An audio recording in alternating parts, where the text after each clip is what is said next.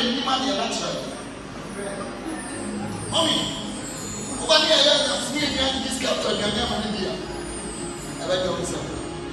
And I will do tag on you. Mama, it's not about what you know. I just want to be weird, or we go to any kind of degree. Your friends are the back pain number 2. Mama, I got 2 weeks. Oh, processing the people. No one but this is a cassia on my name. Not to the people. Mama, I don't tell you. It's not about your beauty. And your grace.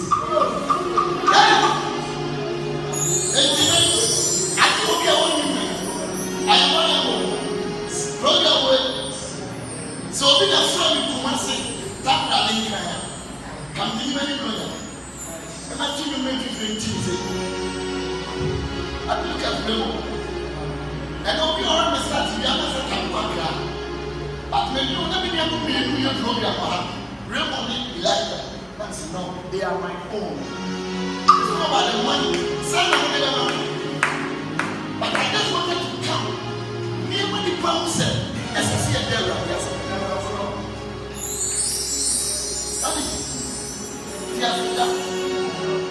How many of them are here? 2 minutes.